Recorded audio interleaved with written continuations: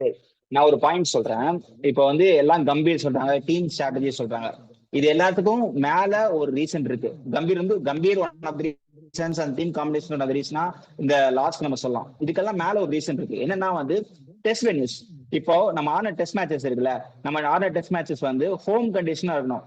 ஆனா இங்க ஆடுறது எல்லாமே ஹோம் டீமே அவே டீம் ரெண்டு பேருக்குமே நியூட்ரல் வென்யூ மாதிரி தான் இருக்கும். ஏன்னா ஒரு மேட்ச் நம்ம இங்க ஆடிட்டோம் அப்படின்னா அடுத்து இந்த மேட்ச் அடுத்து இங்க நடக்கிறதுக்கு வந்து உனக்கு மினிமம் 4 to 5 இயர்ஸ் ஆகும், இல்லைன்னா ஆகும். ஏன்னா உனக்கு 30 டெஸ்ட் வென்யூஸ் இருக்கு, மோஸ்ட் இன் எனி வேர்ல்டு. அது மாதிரி வச்சுட்டு இருந்தப்போ யாருக்குமே கண்டிஷன்ஸ் தெரியாது. இப்போ வந்து ஒரு 7 மேட்ச்ல 8 மேட்ச் வந்து டெஸ்ட் சென்டர்ஸ் வச்சுட்டேன்னா உனக்கு வந்து ஹோம் சீசனே உனக்கு 5 மேட்ச் தான் நடக்கும் அப்போ ஒரு வருஷத்துக்கு. இஃப் பார்டர் கவாஸ்கர் டப்பி நடந்ததுன்னா அது ஒரு 5 மேட்ச், இல்லைன்னா இந்த மாதிரி 3 மேட்ச் 2 மேட்ச் அந்த மாதிரி நடந்து ஒரு வருஷத்துக்கு நம்ம இந்தியால 5 மேட்ச் தான் ஹோம் மேட்ச் நடக்கும் டெஸ்ட் பொறுத்த வரைக்கும்.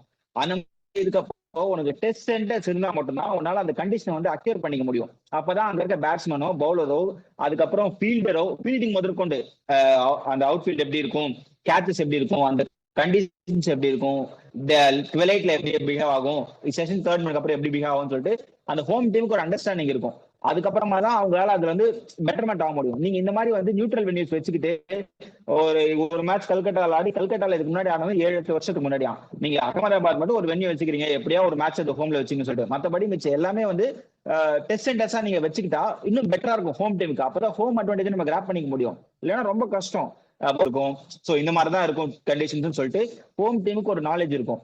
இப்போ அப்படி இல்லாம இருக்கிறதுனால எல்லாமே அவங்களுக்கு வந்து நியூட்ரலா இருக்க போகுது.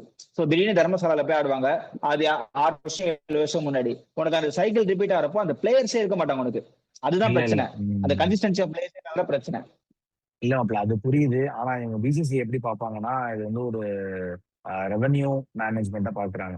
ஏன்னா எல்லா ஸ்டேட்ஸும் கவர் பண்ணணும், அந்த போர்டுக்கு ஒரு சான்ஸ் கொடுக்கணும். நீங்க எல்லாம் பாத்தீங்கன்னா அப்படிதான் தெரியும். ஓடியில ஒரு 4 மேட்ச் இந்த ஊர்ல போட்டிருப்பாங்கன்னா டெஸ்ட்ல வந்து வேற ஒரு அது மாதிரி இவங்களுக்கு மேபி அந்த 61 ஸ்டேடியம் இருக்கு கிரௌட் இந்தியாவில் மொத்தம். வரணும்லடா. உம். கிரௌட் வந்ததுன்னா உனக்கு ரெவியூஸ் கூட. நீ கிரவுண்ட் பாத்தியா? அகமதாபாத் கிரவுண்ட் எப்படி இருந்தது வெஸ்ட் இண்டீஸ் ஆடுறப்போ? இன்னைக்கு ஆன அசாம்ல எப்படி இருந்தது? கொல்கட்டால டீசென்ட் கிரௌட் இருந்துச்சு. ஏன்னா கங்குலி வந்து இறங்கி எல்லா மேட்சும் வந்து 40 ரூபா 50 ரூபான்னு சொல்லி டிக்கெட் வித்தாரு. அண்ட் மோர் ஓவர் அது அந்த